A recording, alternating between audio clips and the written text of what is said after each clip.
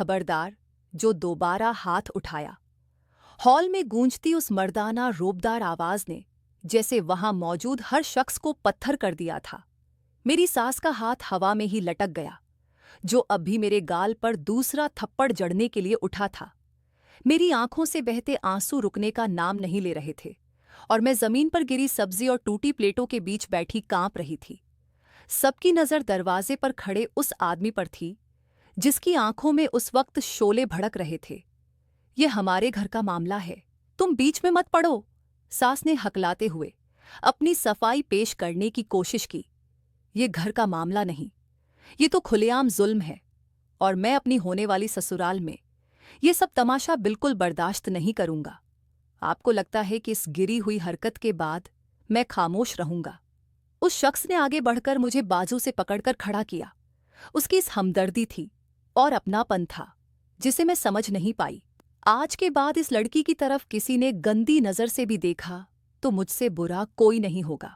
Hall में छाई मौत जैसी खामोशी बता रही थी कि आने वाला वक्त बहुत कुछ बदलने वाला था।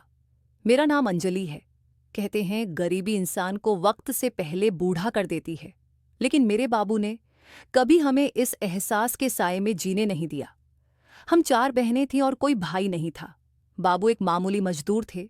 सारा दिन धूप में जलते तपते और शाम को जब घर लौटते तो उनके हाथों में फल मिठाई या फिर कोई छोटा सा लिफाफा जरूर होता। लोग ताने देते थे कि 4 बेटियां हैं, कैसे शादी करोगे? मगर बाबू हमेशा मुस्कुराकर कहते, मेरी बेटियां बोझ नहीं हैं, भगवान खुद ही रास्ता बनाएगा। मैं सबसे बड़ी थी, इसलिए घर के हालात का बोझ मेरे कंधों पर महसूस होता था। हमारे घर की छत कच्ची थी, लेकिन दीवारें मोहब्बत से पक्की थीं। जब मैं 22 साल की हुई तो मोहल्ले की औरतों ने बातों के तीर बरसाने शुरू कर दिए। अरे गंगा बहन, बेटियां जवान हो गई हैं, कब तक घर पर बिठाकर रखोगी? जमाना बहुत खराब है। ये बातें मेरी अम्मा का कलेजा छलनी कर देती थी। फिर एक दिन बाबू काम से घर आए तो उनका चेहरा खिला हुआ था। उन्होंने आते ही अम्मा को खुशखबरी सुनाई। अंजलि की अम्मा, भगवान ने हमारी सुन ली है। आज ठेकेदार साहब के मुंशी ने अपने बेटे रोहन के लिए अंजलि का रिश्ता मांगा है। लड़का अच्छा है, पढ़ा लिखा है और छोटा मोटा अपना काम भी करता है। अम्मा ने भगवान को शुक्रिया अदा किया। जब वे लोग मुझे देखने आए तो मेरी सास, जो उस वक्त बहुत मीठी बनी हुई थी, उन्होंने मुझे सिर से लेकर पैर तक टटोल कर देखा। अरे आपकी बेटी तो बहुत प्यारी है, बस हमें दहेज कुछ भी नहीं चाहिए। आपकी बेटी बहुत ही गुणवान और सुशील होनी चाहिए। मेरी होने वाली सास की इन चिकनी चुपड़ी बातों ने मेरे साधारण अम्मा बाबू का दिल जीत लिया था। रोहन खुद भी साथ में आया था। वह खामोश रहने वाला और सुलझा हुआ सा लग रहा था। शादी की तारीख तय कर दी गई। बाबू ने अपनी जिंदगी भर की जमा पूंजी लगा दी ताकि उनकी लाडली बेटी को किसी भी चीज की कमी ना हो। जिस दिन मेरी शादी थी उस दिन घर में बहुत चहल पहल थी। मैं दुल्हन बनी बैठी थी। जब बाबू मेरे पास आए तो उनकी आंखों में आंसू तैर रहे थे। मेरी गुड़िया, आज तुम पराई हो जाओगी। मैंने अपनी हैसियत से बढ़कर तुम्हारे लिए सब किया है, लेकिन फिर भी कोई कमी रह जाए तो माफ कर देना। बाबू ने मेरे सिर पर हाथ रखा। मैंने कहा, बाबू आपने तो मुझे राजकुमारी की तरह पाला है। मैं उनके गले लगकर रो पड़ी। विदाई के वक्त बाबू ने मुझसे एक बात कही जो मेरे दिल पर छप गई। बेटा, ससुराल में जुबान मीठी रखना और आंखें नीची। गरीब बेटियों का असली दहेज उनकी परवरिश होती है। बस मेरी इज्जत का ख्याल रखना। मुझे क्या पता था कि यह परवरिश और इज्जत की बात ही आगे चलकर मेरा इम्तिहान बनने वाली थी। मेरी डोली उठी और मैं अपने प्यारे घर को छोड़कर रोहन के घर आ गई। मेरा ससुराल हालांकि एक मिडिल क्लास घर था, लेकिन यहाँ की हवा हमारे घर से बहुत अलग थी। रोहन की माँ और बहन रिया, जिसे मैं प्यार से दीदी ही कहती थी, उनके देवर शादी के अगले दिन से ही कुछ बदले बदले लग रहे थे। अगली सुबह जब मैं किचन में नाश्ता बनाने गई तो सास वहीं खड़ी थी। बहू, हमारे यहाँ देर तक सोने का रिवाज नहीं है, और सुनो, रोहन को पराठे करारे पसंद है तो ध्यान से बनाना। ये ना हो कि पहले दिन ही कोई गलती हो जाए। उनके अंदाज में जो कड़वाहट थी वह कल वाली मिठास से बिल्कुल अलग थी। रोहन बहुत अच्छे पति थे। वह मेरा बहुत ख्याल रखते थे। जब उन्होंने मुझे मुंह दिखाई में सोने की अंगूठी दी तो वह बोले, अंजलि, मैं जानता हूं कि यह घर तुम्हारे लिए नया है। मेरी मम्मी का मिजाज भी थोड़ा सख्त है, लेकिन तुम दिल पर मत लेना, मैं हमेशा तुम्हारे साथ हूं। रोहन की मोहब्बत ने मुझे हर डर से बेखौफ कर दिया था। मुझे लगा बाबू ठीक कहते थे, मेरी किस्मत अच्छी है। मैं बहुत खुश थी कि मुझे रोहन जैसा जीवन साथी मिला, लेकिन मैं इस बात से अनजान थी कि खुशी का यह सूरज बस कुछ ही देर का मेहमान है। कुछ दिन मैं अपने ससुराल में रही, फिर थोड़े दिन के लिए अपने मायके भी आ गई। एक रात जब मैं बाबू के पास बैठकर बातें कर रही थी तो उन्होंने बातों बातों में एक अजीब सा जिक्र छेड़ा। वह बहुत उदास थे और एक पुरानी तस्वीर देख रहे थे। अंजलि बेटा, काश आज मेरा यह दोस्त जिंदा होता या हम लोगों से बिछड़ा ना होता तो हमारे हालात ऐसे नहीं होते। कई बार दौलत का नशा इंसान को अपनों से दूर कर देता है। मैंने पूछा, कौन सा दोस्त बाबू?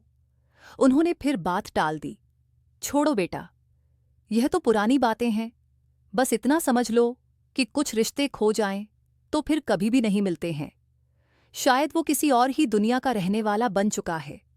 उस वक्त मुझे उनकी बात की गहराई समझ में नहीं आई थी, लेकिन दिल में एक अजीब सा झटका सा लगा कि बाबू आखिर किसकी बात कर रहे हैं। ऐसा कौन सा दोस्त है जिसके बारे में हम नहीं जानते? क्या सच में बाबू का ऐसा कोई अमीर दोस्त था जिससे हम लोग अनजान थे? खैर, शादी के शुरुआती दिन अच्छे से गुजर रहे थे। मेरी ननद रिया यूनिवर्सिटी जाती थी और खुद को आसमान की परी समझती थी। वो मुझे हमेशा बड़ी ही गिरी हुई नजरों से देखती थी। भाभी, ये मेरे कपड़े प्रेस कर दो और ध्यान रखना कि एक भी सिलवट ना पड़ जाए। वह मुझ पर हुक्म चलाती और मैं मुस्कुराकर मान लेती, क्योंकि बाबू ने कहा था कि ससुराल वालों का दिल जीतना है। अभी मेरी खुशियों का पंख लगे ही थे कि 1 साल का समय पलक झपकते गुजर गया। सब कुछ ठीक चल रहा था, मगर किस्मत मेरे सिर पर खड़ी मुस्कुरा रही थी। एक जहरीली मुस्कुराहट के साथ वह मनहूस दिन भी कैलेंडर पर मौजूद था, जिसने मेरी मांग उजाड़ दी। शादी को अभी 10 महीने ही गुजरे थे और हमारी पहली एनिवर्सरी आने में कुछ हफ्ते ही बाकी थे। उस सुबह रोहन ऑफिस जाने के लिए तैयार हो रहे थे और मैं उनका नाश्ता टेबल पर लगा रही थी। वो बहुत खुश दिखाई दे रहे थे। अंजलि, आज जल्दी तैयार रहना, शाम को हम बाहर खाना खाने चलेंगे। तुमने कहा था ना कि तुम्हें वह नया रेस्टोरेंट पसंद है, रोहन ने अपनी टाई ठीक करते हुए कहा। मैंने मुस्कुराकर चाय का कप उनकी तरफ बढ़ाया। रोहन, आप रहने दीजिए, घर के खर्चे पहले ही बहुत हैं और अभी तो हमें अपनी ईएमआई भी भरवानी है। रोहन ने प्यार से मेरा हाथ पकड़ा और बोले, अरे पगली, पैसा तो हाथ की मैल होता है। मेरी असली दौलत तो तुम और तुम्हारी खुशियां हैं। बस तुम तैयार रहना। वो मुस्कुराते हुए घर से निकल गए और मैं दरवाजे पर खड़ी उन्हें तब तक देखती रही जब तक वह गली के मोड़ से ओझल नहीं हो गए। मुझे क्या पता था कि मैं उन्हें आखिरी बार जिंदा देख रही हूं। मैं सारा दिन घर के काम में व्यस्त रही और शाम का इंतजार करने लगी। शाम के 6 बजे का वक्त था। बाहर बादल घिराए थे और हल्की फुहार शुरू हो चुकी थी। अचानक घर के फोन की घंटी बजी। मैं किचन में थी, इसलिए मेरी ननद ने फोन उठाया। हेलो जी। कौन? अगले ही लम्हे उसके हाथ से रिसीवर छूटकर नीचे लटक गया और वह जोर जोर से चिल्लाने लगी, मम्मी, गजब हो गया है, भैया का एक्सीडेंट हो गया है। ये शब्द मेरे कानों में पिघले हुए शीशे की तरह उतरे। मैं भागकर बाहर आई। सास भी दौड़ती हुई कमरे से निकली। क्या बक रही हो? मेरे बेटे को क्या हुआ? मम्मी, हॉस्पिटल से फोन था। वो लोग कह रहे थे कि हालत बहुत नाजुक है। मम्मी रोते हुए बोली। हम सब पागलों की तरह अस्पताल पहुंचे। वहां इमरजेंसी वार्ड के बाहर भीड़ थी। डॉक्टर बाहर निकले तो सास ने लपक कर उनकी बाजू पकड़ ली। डॉक्टर, मेरा बेटा कैसा है? बोलो, वो ठीक है ना? डॉक्टर ने सिर झुका लिया और भारी आवाज में बोले, हमें अफसोस है, पेशेंट के सिर पर बहुत गहरी चोट आई थी, हम उन्हें बचा नहीं सके। इस एक जुमले ने मेरी दुनिया अंधेरे में डुबो दी। सास वहीं फर्श पर गिर गई और दहाड़े मार मार कर रोने लगी। हाय, मेरा शेर जैसा बेटा चला गया। मैं लुट गई, मैं बर्बाद हो गई। मैं पत्थर बनी दीवार के सहारे खड़ी थी। मेरे गले से आवाज नहीं निकल रही थी, बस आंखों से आंसू बह रहे थे। रोहन का वादा याद आ रहा था। कि वह शाम को जल्दी आएंगे। वो आए तो सही, लेकिन कफन ओढ़कर लाश घर पहुंची तो कोहराम मच गया। मोहल्ले की औरतें जमा हो गईं। अब अंतिम संस्कार भी नहीं हुआ था कि सास का व्यवहार मेरे साथ बदलने लगा। मैं रोहन के चेहरे के पास बैठी रो रही थी कि सास ने मुझे बाजू से पकड़कर जोर से झकझोर दिया। दूर हट जा मनहूस, मेरे बेटे को अभी 1 साल भी नहीं गुजरा और तूने मेरा घर उजाड़ दिया। यह सब तेरे ही मनहूस कदमों का असर है। सास ने सबके सामने मुझे धक्का दे दिया। औरतों ने सास को समझाने की कोशिश की, बहन होश में आओ, ये सब भगवान की मर्जी थी। ये बच्ची तो खुद विधवा हो गई है। लेकिन सास की आंखों में नफरत की आग जल रही थी। कैसी मर्जी? जब से ये मेरे घर आई है, एक के बाद एक मुसीबतें लगी हैं, और आज मेरा बेटा भी चला गया। ये तो डायन है। फिर कुछ दिनों बाद मेरे मायके से मुझे लेने बाबू आए। बाबू का चेहरा सफेद पड़ गया था और वे बहुत कमजोर भी लग रहे थे। रोहन को खोने से उन्हें भी तोड़ दिया था। बेटी अब यहां क्या रह गया है, चलो हमारे साथ। बाबू ने मेरे सिर पर हाथ फेरते हुए कहा। मैं अपना सामान समेटने लगी तो मेरी नजर अपनी 3 कुंवारी बहनों पर पड़ी, जो एक कोने में सहमी खड़ी थी। बाबू का काम भी अब बंद हो चुका था और वह बूढ़े हो चले थे। रोहन ही तो थे जो कभी कभार बाबू की मदद कर दिया करते थे। अब अगर मैं भी विधवा होकर वापस जाती तो उनका बोझ कैसे उठ पाता। मेरी वजह से मेरी बहनों के रिश्ते भी रुक जाते। मैंने पल्लू से आंसू पोंछे और फैसला कर लिया। मैं बाबू के पास जाकर बोली, बाबू मैं नहीं जाऊंगी, यह मेरा घर है। रोहन की यादें यहां हैं, मैं यहीं रहूंगी। अम्मा रोते हुए बोली, अंजलि तेरी सास का व्यवहार देख रही हूं, वह तुझे जीने नहीं देगी। अम्मा, भगवान सब देख रहा है, मैं सब बर्दाश्त कर लूंगी, आप बस मेरे लिए प्रार्थना करना। मैंने दिल पर पत्थर रखकर उन्हें वापस भेज दिया। अम्मा और बाबू रोते हुए चले गए। जैसे ही दरवाज़ा बंद हुआ, मुझे एहसास हुआ कि मैंने शेर की गुफा में अकेले रहने का फैसला कर लिया है। अगली ही सुबह सास मेरे कमरे में आई। उस वक्त मैं पूजा करने की तैयारी कर रही थी। सुनो महारानी, वह वक्त गया जब मेरा बेटा तुम्हारे नखरे उठाता था। अब इस घर में रहना है तो नौकरानी की तरह काम करना पड़ेगा। मुफ्त की रोटियां तोड़ने की जगह नहीं है यहाँ। उठो और तुरंत सफाई शुरू करो। मैंने खामोशी से सिर झुका लिया और किचन की तरफ चल दी। रिया कुर्सी पर टांग रखकर बैठी सेब खा रही थी। मुझे देखते ही बोली, भाभी मेरे कमरे की भी सफाई कर देना, मुझे डस्ट से एलर्जी है, इसीलिए मैं खुद नहीं करूंगी। उसके अंदाज में वही जहर था जो सास की बातों में था। मैं समझ गई थी कि रोहन के जाते ही मेरे सिर से इज्जत की छत छीन गई है और मुझे इस घर में अपनी सांसों की कीमत बेइज्जती सहकर अदा करनी होगी। लेकिन मैं नहीं जानती थी कि यह तो अभी शुरुआत है। अभी तो जुल्म के वह पहाड़ टूटने वाले थे जिनकी मैंने सपने में भी कल्पना नहीं की थी। दिन हफ्तों में और हफ्ते महीनों में बदलते गए, मगर मेरे लिए हर गुजरा लम्हा किसी नरक से कम नहीं था। रोहन को गए अभी कुछ ही समय गुजरा था, लेकिन इस घर में मेरी हैसियत बहू से गिरकर मुफ्त की नौकरानी जैसी हो गई थी। मैं सुबह सवेरे उठती, झाड़ू पोछा करती, नाश्ता बनाती और फिर सास और ननंद के उठने का इंतजार करती। एक सुबह मैं किचन में बर्तन धो रही थी कि सास की आवाज गूंजी, अरे ओ नवाबजादी, नाश्ता कब मिलेगा? या आज भी भूखा मारने का इरादा है? मैं जल्दी से हाथ पोंछते हुए ट्रे लेकर डाइनिंग टेबल पर पहुंची। रिया पहले से कुर्सी पर विराजमान थी। मैंने कांपते हाथों से चाय का कप सास के आगे रखा। उन्होंने एक घूंट भरा और अगले ही पल गर्म चाय की प्याली समेत फर्श पर दे मारी। यह क्या है?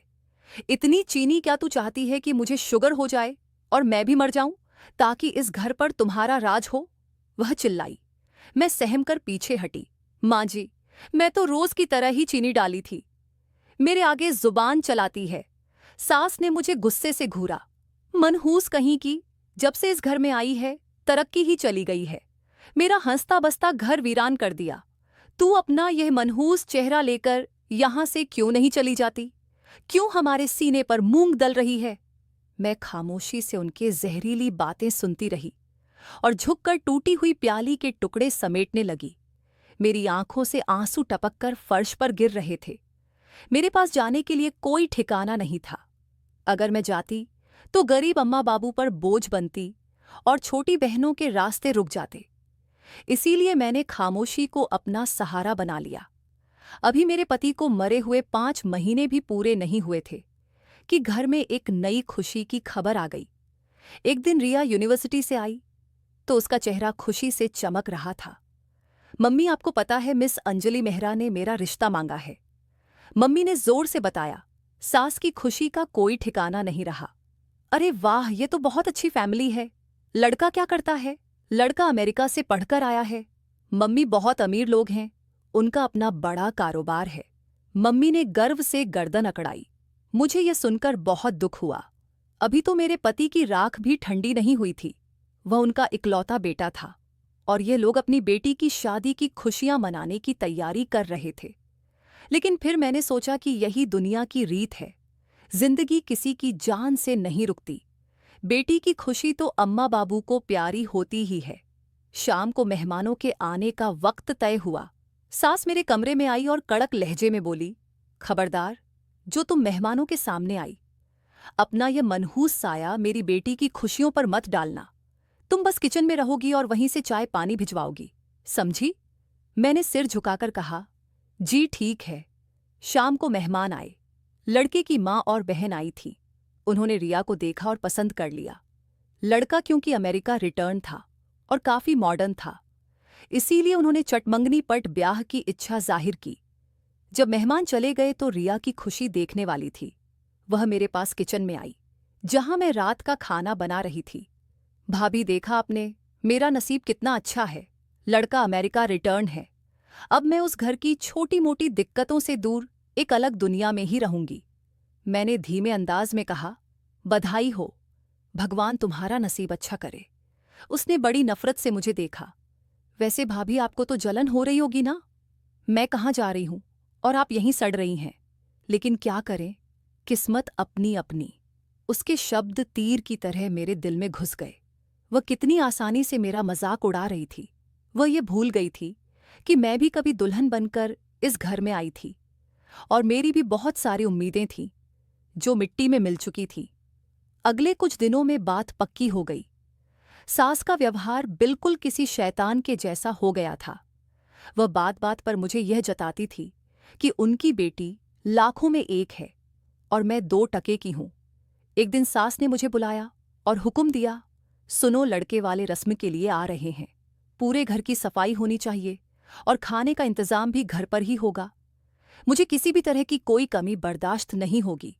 अगर मेरी नाक कटी तो मैं तुम्हारी जुबान काट लूंगी। मुझे अंदाजा हो गया था कि आने वाले दिन मेरे लिए बहुत ज्यादा मुश्किल होने वाले हैं। ननद का रिश्ता तो तय हो गया था, लेकिन उस रिश्ते की आड़ में मुझ पर जो जुल्म होने वाला था उसका मुझे एहसास भी नहीं था। ये लोग मुझे इंसान नहीं बल्कि सिर्फ एक मशीन समझ रहे थे और मैं बेबसी की तस्वीर बनकर अपने भगवान की तरफ देख रही थी कि शायद वह कोई चमत्कार कर दे। मगर मुझे पता नहीं था कि चमत्कार होने से पहले मुझे बेइज्जती की गहरी खाइयों से गुजरना पड़ेगा। उसी दिन जब रिया के रिश्ते की बात पक्की हो गई तो घर का माहौल एकदम बदल गया।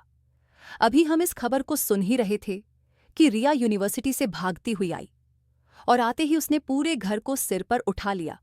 मम्मी, कहाँ हैं आप? जल्दी बाहर आओ, बहुत बड़ी खुशखबरी है। मेरी सास घबराकर कमरे से बाहर निकली। क्या हुआ बेटी, सब ठीक तो है? रिया का चेहरा चमक रहा था। वह अपनी माँ के गले लगकर बोली, मम्मी, आप भरोसा नहीं करोगी। विशाल का मेरे पास फोन आया था। उनका प्रमोशन हो गया है और अब वह असिस्टेंट कमिश्नर नहीं बल्कि डिप्टी कमिश्नर बन गए हैं। उन्हें पूरे जिले का चार्ज मिल गया है। ये सुनते ही मेरी सास के पैर जमीन पर नहीं टिक रहे थे। उन्होंने तुरंत हाथ जोड़कर भगवान का धन्यवाद किया। मेरी बेटी तो अब राज करेगी, डिप्टी कमिश्नर की पत्नी बनेगी। मैं कोने में खड़ी यह सब सुन रही थी।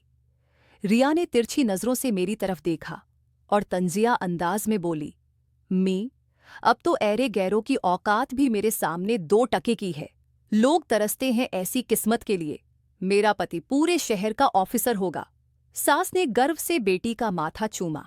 हाँ मेरी बच्ची, अब तो लोग हमारे जूते के बराबर भी नहीं रहे। तुम देखना, तुम्हारी शादी कैसी धूमधाम से करूंगी। ये पूरी दुनिया देखती रह जाएगी। इस खबर के बाद रिया के ससुराल वालों की तरफ से संदेश आया कि वे पूरी फैमिली के साथ खाने पर आ रहे हैं, ताकि रिश्ते को बाकायदा एक शक्ल दी जा सके। सास चाहती थी कि उन्हें अपने घर पर ही दावत दी जाए, ताकि उन्हें पता चल सके कि वे लोग कितने बड़े मेहमान नवाज हैं। लड़के वाले भी बहुत अमीर थे और मेरी सास अपनी नाक ऊंची रखना चाहती थी। रात को सास ने मुझे किचन में बुलाया। सुनो, परसों विशाल और उसके घर वाले आ रहे हैं। कम से कम 10 तरह की डिशेस बनेंगी।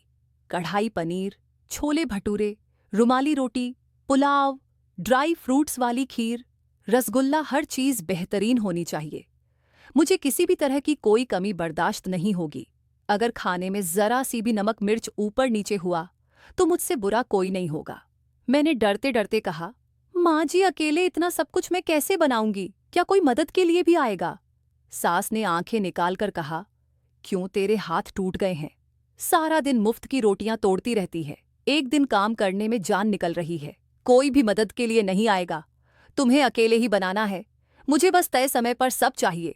मेरी किस्मत का जुल्म देखिए कि दावत वाले दिन ही मेरी तबीयत बहुत खराब हो गई।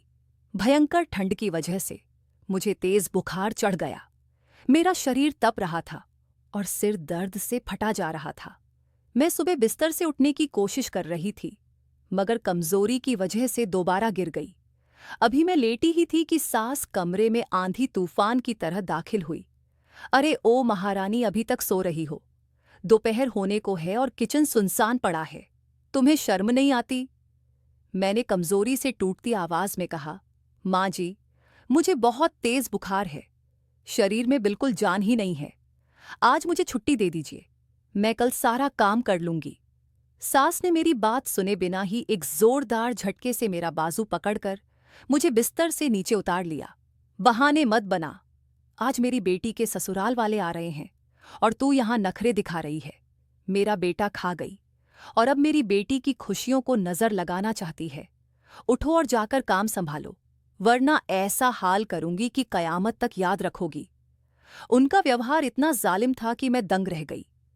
तेज बुखार में मेरा शरीर कांप रहा था, लेकिन उनकी आंखों में जरा सी भी दया नहीं थी। वह मुझे धकेलती हुई किचन की तरफ ले गई। खबरदार जो किचन से बाहर कदम निकाला, जब तक सारा खाना तैयार नहीं हो जाता तुम्हें पानी पीने की भी इजाजत नहीं है। मैं लड़खड़ाते कदमों से किचन में पहुंची। आंखों के आगे अंधेरा छा रहा था, मगर मैंने बर्तन धोने शुरू कर दिए। ठंडे पानी ने मेरे बुखार को और तेज कर दिया। बर्तन धोते हुए मुझे बार बार रोहन याद आ रहे थे।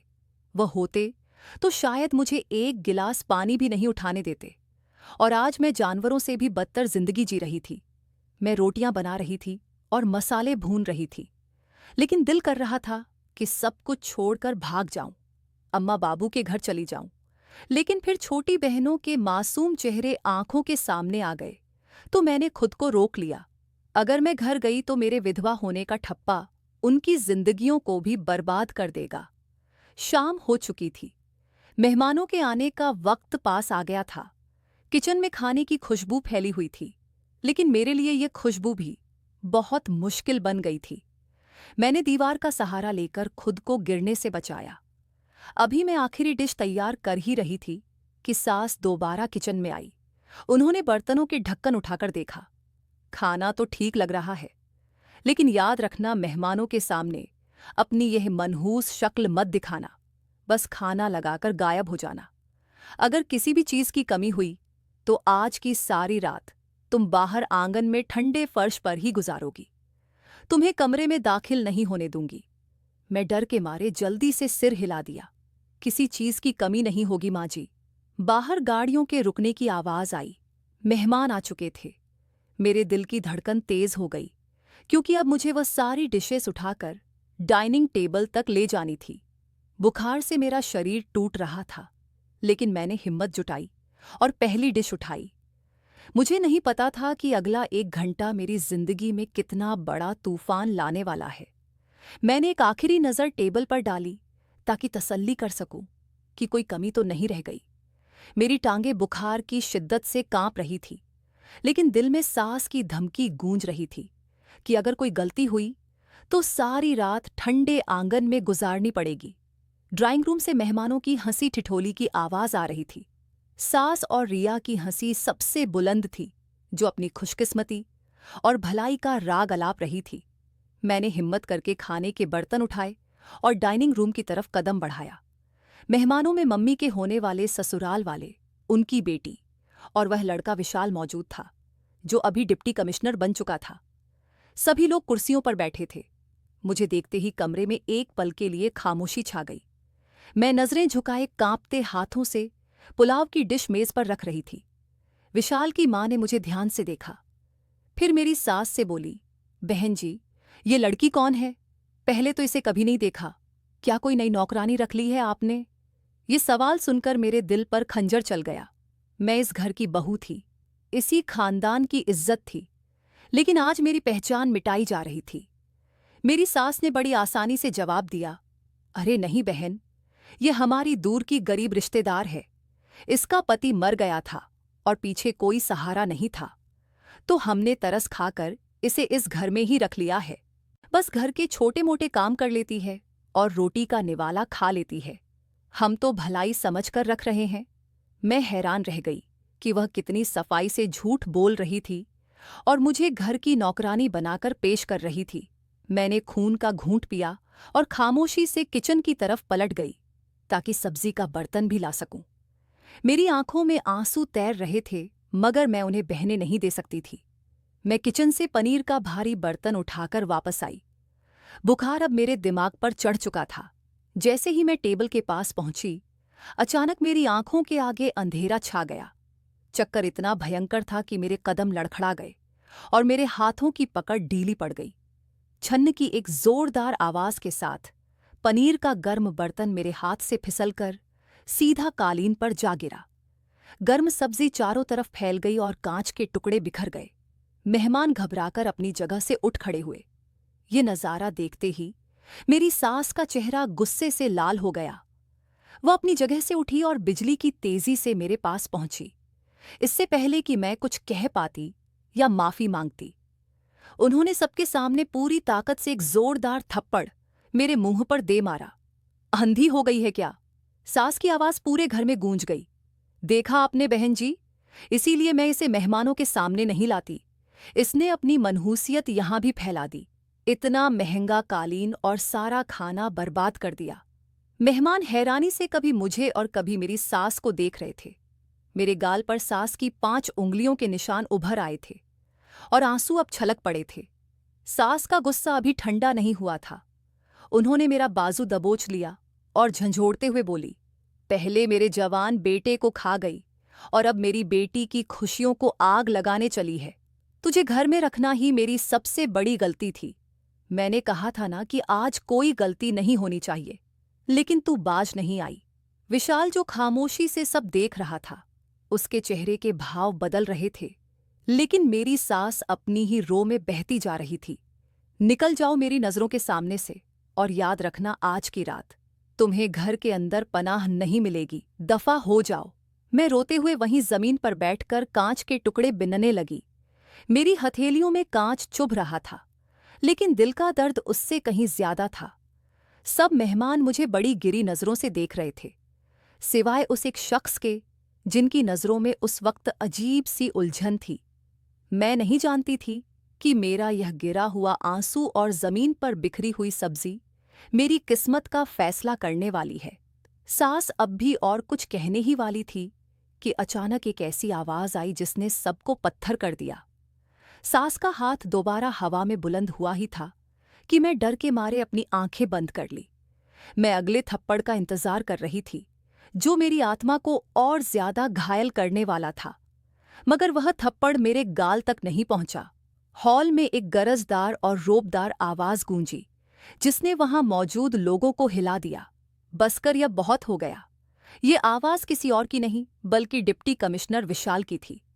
मैंने घबराकर आंखें खोली तो देखा विशाल अपनी जगह से खड़ा हो चुका था और उसका चेहरा गुस्से से लाल हो रहा था। उसकी मां और बहन भी हैरानी से उसे देख रही थी। मेरी सास का हाथ हवा में ही रह गया और उन्होंने बौखलाकर विशाल की तरफ देखा।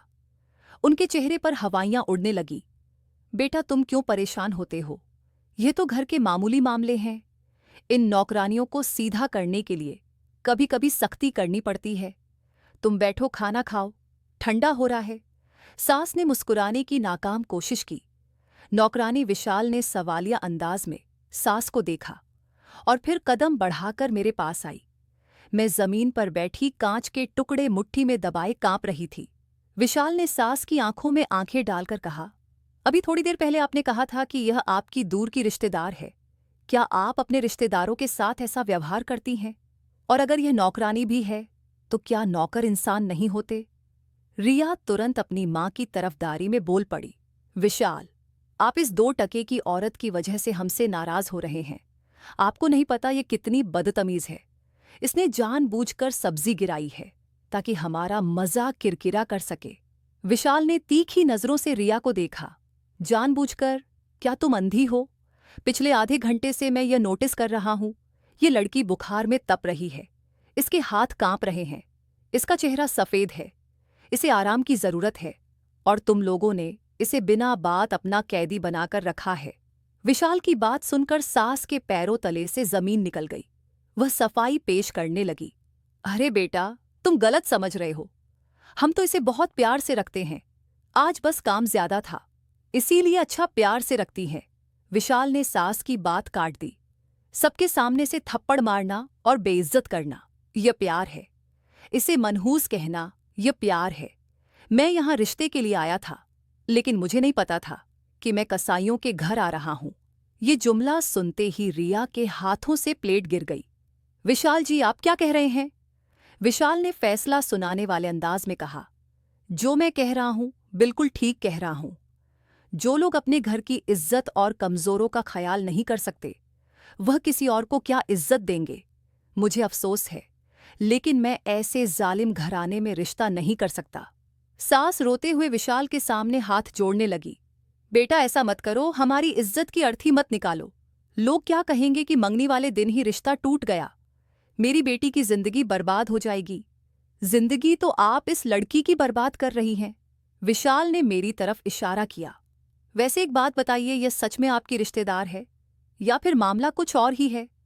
क्योंकि जिस नफरत से आपने इसके बारे में कहा, उससे तो लगता है कि इसका इस घर से कोई गहरा रिश्ता है। अचानक इस बात पर खामोशी छा गई। उनकी जुबान गूंगी हो गई। वह सच बताने से डर रही थी, लेकिन विशाल की शख्सियत का रौब इतना था कि वह झूठ भी नहीं बोल पा रही थी। तभी मैंने हिम्मत की और धीमी आवाज में कहा, मैं उनकी बहू हूं, उनके स्वर्गीय बेटे रोहन की विधवा। मेरे इन शब्दों ने जैसे बम फोड़ दिया हो। विशाल ने चौंक कर मुझे देखा। उसकी आंखों में हैरत और दुख का समंदर उमड़ आया। विधवा? विशाल ने धीरे से दोहराया। तो ये बात है। उसने गहरी सांस ली और अपनी मां से कहा, मम्मी चलो यहां से, अब यहां रुकने का कोई कारण नहीं है। रिया और सास के रोने धोने के बावजूद विशाल अपने घर वालों को लेकर वहां से चला गया। उनके जाते ही घर में मौत का सन्नाटा पसर गया, जो किसी बड़े तूफान का संकेत था। मुझे अंदाजा नहीं था कि विशाल का इस तरह से जाना मेरे लिए तो नरक बनेगा ही, लेकिन कुदरत ने मेरे लिए कुछ और ही फैसला कर रखा है, जो सबकी सोच से ऊपर है। विशाल और उनके घर वालों के जाते ही जैसे घर पर कयामत टूट पड़ी। गाड़ी की आवाज दूर होते ही मेरी सास किसी जख्मी शेरनी की तरह मेरी तरफ पलटी। उनकी आंखों में खून उतर आया था। उन्होंने मुझे बालों से पकड़कर जमीन पर घसीटा और चिल्लाई, अब तू खुश हो जा, कलेजा ठंडा हो गया तेरा। मेरी बेटी का घर उजाड़कर अब सुकून मिल गया तुझे। मैंने कहा था कि मनहूस चेहरा मत दिखाना, लेकिन तूने जानबूझकर यह ड्रामा रचाया। मैं दर्द से तड़प रही थी और बुखार की शिद्दत से मेरा शरीर आग की तरह तप रहा था। माँ जी, भगवान की कसम है, मैंने कुछ भी नहीं किया। मुझे चक्कर आ गया था। मेरा यकीन करिए। रिया भी रोते हुए अपने कमरे से निकली और मुझ पर टूट पड़ी। मम्मी, ये डायन है, डायन।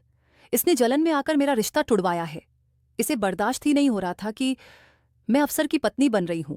निकालो इसे, अभी इसी वक्त घर से। सास ने मुझे बाजू से पकड़कर खींचते हुए आंगन की तरफ धकेल दिया।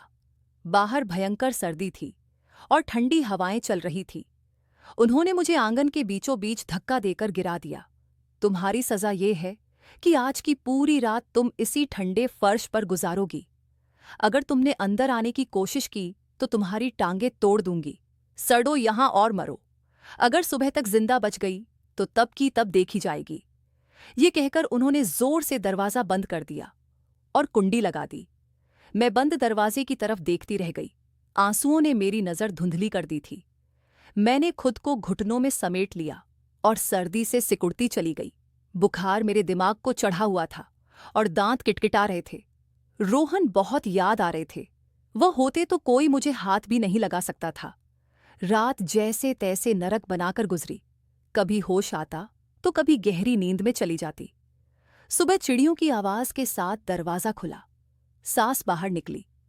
उनके हाथ में मेरा छोटा सा बैग था जिसमें मेरे कुछ कपड़े थे। उन्होंने बैग उठाकर मेरे मुंह पर मारा। उठो, बहुत हो गया तमाशा। अब एक पल भी मैं तुम्हें इस घर में बर्दाश्त नहीं करूंगी। अभी इसी वक्त निकल जाओ। जाओ, जाकर सड़कों पर भीख मांगो या अपने गरीब बाप के सिर पर जाकर मरो। मुझे कोई मतलब नहीं है। मैंने कांपते हाथों से बैग उठाया। टांगों में खड़े होने की ताकत ही नहीं थी, लेकिन इज्जत बचाने के लिए वहां से निकलना ही बेहतर था। मैंने दीवार का सहारा लेकर खुद को खड़ा किया। अभी मैं गेट की तरफ पहला कदम बढ़ाने ही लगी थी कि अचानक गेट पर दस्तक हुई। सास और रिया चौंक गई। इतनी सुबह कौन हो सकता है?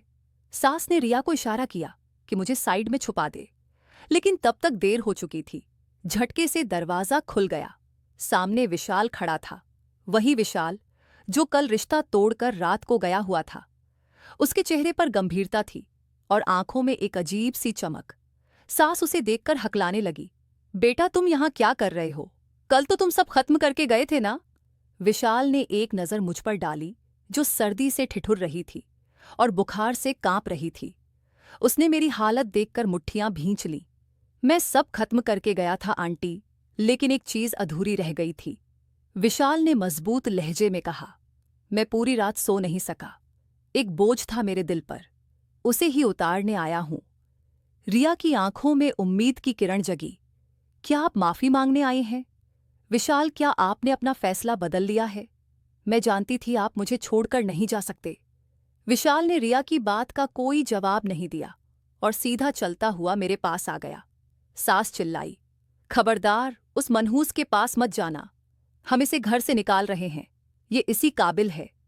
विशाल ने मुड़कर सास को देखा और एक ऐसी बात कही जिसने जमीन आसमान हिला दिया।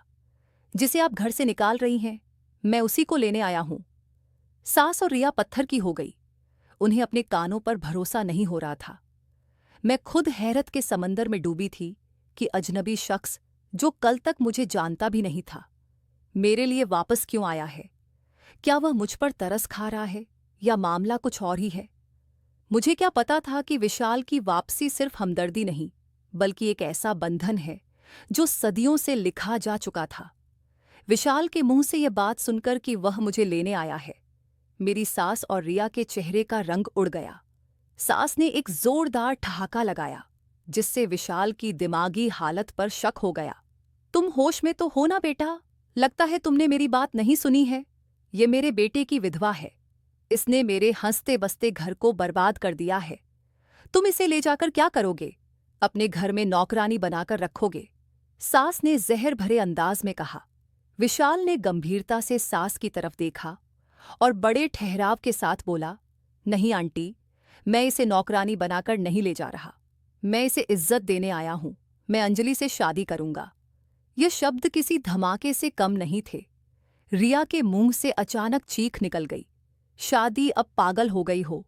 आप मुंह जैसी पढ़ी लिखी और खूबसूरत लड़की को छोड़कर इस जाहिल गंवार और विधवा औरत से शादी करोगे?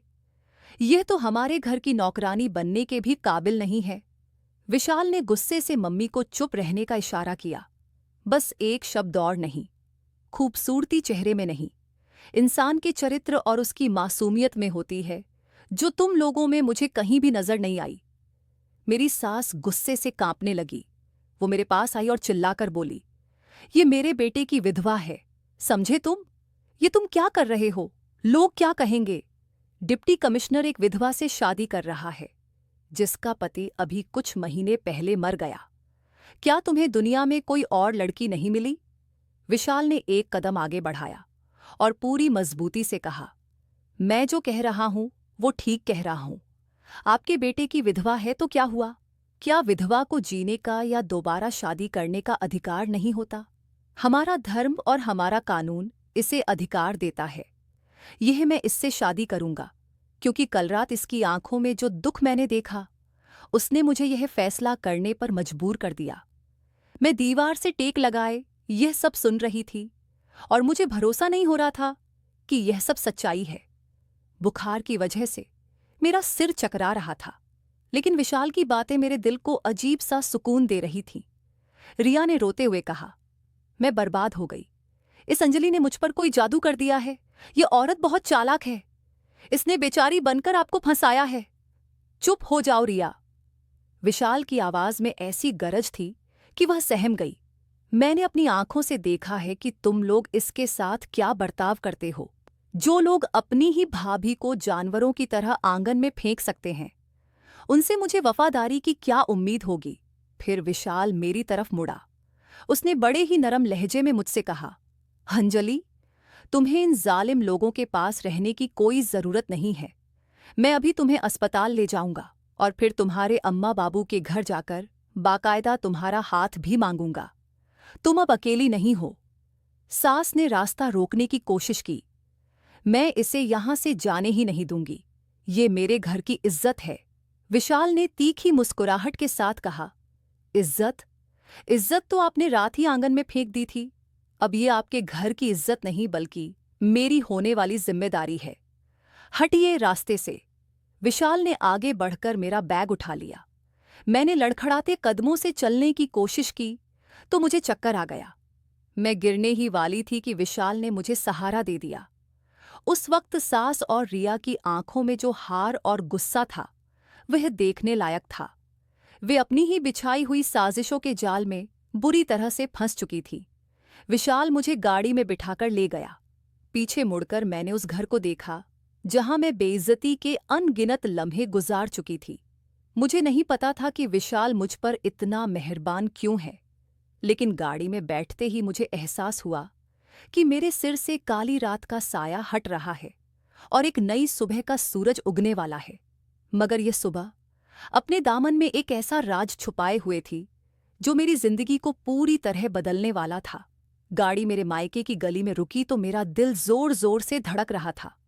विशाल ने गाड़ी का दरवाजा खोला और मुझे सहारा देकर बाहर निकाला। दरवाजे पर दस्तक हुई तो बाबू बाहर निकले। मुझे इस खस्ता हालत में देखकर उनके हाथ कांप गए। अंजलि बेटी, यह क्या हालत बना रखी है? बाबू की कांपती आवाज निकली। अम्मा भी दौड़ती हुई बाहर आई और मुझे गले लगाकर रोने लगी। मेरी बच्ची, उन्होंने तुम्हें मारा है। बताओ क्या हुआ है? विशाल खामोशी से एक तरफ खड़ा था। बाबू की नजर जब उस अजनबी शख्स पर पड़ी तो वह हैरान हो गए। बेटा, आप कौन हैं और मेरी बेटी को इस हालत में लेकर आए हैं? विशाल ने बड़े ही कायदे से उन्हें नमस्ते की और आगे बढ़कर बाबू के पैर छुए। अंकल जी, मैं विशाल हूं। मैं अंजलि को उस नरक से निकाल कर लाया हूं जहां उसकी कदर नहीं की जा रही थी। मैं आपसे एक बहुत जरूरी बात करने आया हूं। बाबू ने हमें अंदर बैठने को कहा। कमरे में बैठकर विशाल ने वह सब कुछ बता दिया जो पिछली रात और आज सुबह हुआ था। बाबू और अम्मा यह सुनकर घबरा गए कि उनकी बेटी किन हालातों से गुजर रही थी। फिर विशाल ने एक लम्हे रुककर गंभीरता से कहा, अंकल जी, मैं जानता हूं कि यह वक्त ठीक नहीं है, लेकिन मैं अंजलि को अकेला नहीं छोड़ना चाहता। मैं आपकी बेटी से शादी करना चाहता हूं। मैं वादा करता हूं इसे सारी खुशियां दूंगा जिनकी यह हकदार है। बाबू और अम्मा एकदम सदमे में आ गए। बाबू ने नम आंखों से विशाल को देखा। बेटा, तुम एक डिप्टी कमिश्नर हो और हम गरीब लोग। अंजलि एक विधवा है। दुनिया क्या कहेगी? क्या तुम्हारे घरवाले मानेंगे? विशाल ने मुस्कुराकर कहा, दुनिया का काम है बातें करना। मैं अपने फैसले का खुद जिम्मेदार हूं। मेरे लिए अंजलि का विधवा होना कोई बुराई नहीं है। मुझे बस आपकी इजाजत चाहिए। बाबू ने मेरी तरफ देखा। मैंने नजर झुका ली। मेरे दिल में रोहन की याद थी, लेकिन विशाल का एहसान और उसका अपनापन देखकर मैं इनकार नहीं कर पाई। मैंने खामोशी से सिर हिला दिया। बाबू ने विशाल के सिर पर हाथ रखकर कहा, भगवान तुम्हें खुश रखे बेटा। तुमने मेरी डूबती हुई नाव को किनारा दे दिया। उसी शाम सादगी से शादी की रस्में की गई। जब सारी रस्में पूरी हुई तो मुझे लगा कि मेरी जिंदगी का एक कठिन दौर खत्म हो गया। विशाल ने मुझे एक नई जिंदगी दी थी, लेकिन मैं सोच भी नहीं सकती थी कि यह शख्स जो आज मेरा पति बना है, इसका मेरे साथ एक ऐसा रिश्ता है जिससे मैं और मेरे घर वाले बरसों से अनजान थे। शादी के बाद विशाल मेरे पास आए और बोले, अंजलि चलो अपने घर चलते हैं। मैंने हैरानी से पूछा, कौन से घर? आपके घर वाले तो मुझे अपनाएंगे नहीं। विशाल ने मुस्कुराते हुए कहा, उस घर में जहां तुम्हारा असली हक है, वो घर जो तुम्हारा इंतजार कर रहा है। रास्ते में तुम्हें एक ऐसी सच्चाई बताऊंगा जिसे सुनकर तुम्हारे पैरों तले जमीन निकल जाएगी। गाड़ी एक काले शानदार बंगले के पोर्च में रुकी। ये विशाल का सरकारी घर था। मैं अभी तक सदमे में ही थी। यकीन ही नहीं हो रहा था कि कुछ ही घंटों में मेरी जिंदगी का रुख इस तरह बदल गया है। विशाल ने दरवाज़ा खोला और मुझे इज्जत के साथ अंदर ले गए। ड्राइंग रूम में बैठते ही मैंने हिम्मत जुटाई और वह सवाल पूछा जो मेरे दिल में खटक रहा था। मैंने हाथ बांधकर विशाल के सामने कांपती आवाज में पूछा, विशाल, आपने मुझ पर इतना बड़ा एहसान किया है, लेकिन मैं यह समझ नहीं पा रही कि आपने ऐसा क्यों किया। मैं एक विधवा हूं, एक ठुकराई हुई औरत हूं। आप तो मुझे जानते भी नहीं थे, फिर इतना बड़ा फैसला एकदम से क्यों किया? विशाल ने मेरे बंधे हुए हाथों को देखा और नरमी से बोले, अंजलि, हाथ बांधने की जरूरत नहीं है। तुम मेरे सामने कोई मुजरिम नहीं हो, मेरी अर्धांगिनी हो। और रही बात जानने की, तो तुम गलतफहमी का शिकार हो। मैं तुम्हें आज से नहीं बल्कि बहुत सालों से जानता हूं। मैं हैरानी से उन्हें देखने लगी। क्या मतलब? मैं तो आपसे कभी नहीं मिली। विशाल मुस्कुराए और अपनी जेब से एक पुरानी तस्वीर निकालकर मेरे सामने रख दी। ये मेरे बचपन की तस्वीर थी जो बाबू ने बहुत शौक से खिंचवाई थी। ये तस्वीर याद है? विशाल ने पूछा। ये तस्वीर मेरे पास तब से है जब मैं अमेरिका पढ़ने गया था। मेरे चेहरे पर सवालों के निशान देखकर उन्होंने रात से पर्दा उठाया। अंजलि, मैं कोई अजनबी नहीं हूं। मैं तुम्हारे बाबू के दोस्त का वही बेटा हूं जिसका जिक्र शायद तुम्हारे बाबू ने कभी किया होगा। मेरे पैरों तले जमीन खिसक गई। मुझे याद आया कि हाँ, एक बार बाबू ऐसा कुछ कह रहे थे, लेकिन वह तुम? हाँ, वह मैं ही हूं। विशाल ने बात पूरी की। मेरे अम्मा बाबू पहले यहीं रहा करते थे, लेकिन फिर मेरे पिता की तरक्की हुई और तरक्की का सुरूर उनके सिर पर चढ़ गया। वे मुझे लेकर अमेरिका चले गए।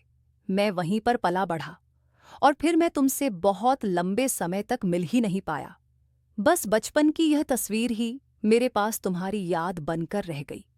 मैं हमेशा तुम्हारी तस्वीर में तुम्हारी सादगी और मासूमियत देखता था और कब दिल हार बैठा पता ही नहीं चला। मेरी आंखों में आंसू आ गए। ये वही बिछड़ा हुआ रिश्ता था जिसके लिए बाबू उदास रहते थे। विशाल ने जज्बाती अंदाज में बात जारी रखी।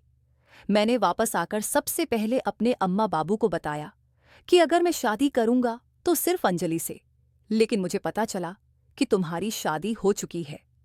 मैं अंदर से टूट गया और अपने काम में खुद को व्यस्त कर लिया। फिर अचानक मुझे खबर मिली कि तुम विधवा हो गई हो, और जब इत्तेफाक से मैं तुम्हारी ननद के रिश्ते के लिए वहां पहुंचा और तुम्हें उस हालत में देखा तो मेरा खून खौल उठा। उसी वक्त मैंने फैसला कर लिया था कि अब मैं तुम्हें और यह सब झेलने नहीं दूंगा। तुम मेरा बरसों पुराना प्यार हो। यह सुनकर मेरी आंखों से आंसू बहने लगे। जिसे मैं अजनबी समझ रही थी, वह तो मेरा अपना पुराना दोस्त निकला। मुझे बाबू की बात याद आ गई कि भगवान रास्ते खुद बनाते हैं। मेरा नसीब जो कल तक अंधेरे में डूबा था, आज विशाल की शक्ल में चमक उठा था। दूसरी तरफ मेरी सास और रिया को जब यह सच्चाई पता चली कि विशाल कोई और नहीं बल्कि मेरे बाबू के पुराने दोस्त का बेटा है और अब मैं डिप्टी कमिश्नर की पत्नी बनकर राज कर रही हूं, तो वे जलन की आग में जलने लगी। रिया का रिश्ता टूट चुका था और मेरी सास को अपनी बेटी के लिए अब कोई भी अच्छा रिश्ता नहीं मिल रहा था। वे लोग हाथ मलते रह गए और अपनी करनी पर पछताने लगे। लेकिन अब बहुत देर हो चुकी थी। तीर कमान से निकल चुका था। मैंने भगवान का बहुत धन्यवाद किया कि उन्होंने मेरे सब्र का फल दिया। विशाल की करनी और सास के जुल्मों के बाद भगवान ने मुझे इज्जत और मोहब्बत का ऐसा मुकाम दे दिया जिसे मैंने सपने में भी नहीं सोचा था। बेशक इंसान बहुत कुछ सोचता है, लेकिन फैसले भगवान के ही होते हैं। जो लोग सब्र का दामन थामे रखते हैं और दूसरों का हक नहीं मारते, भगवान उन्हें वह देता है जो उन्होंने कभी सोचा भी नहीं होता। और जो लोग घमंड करते हैं और जुल्म करते हैं, उनका अंजाम हमेशा बुरा होता है। इज्जत और बेइज्जती सिर्फ भगवान के हाथ में है।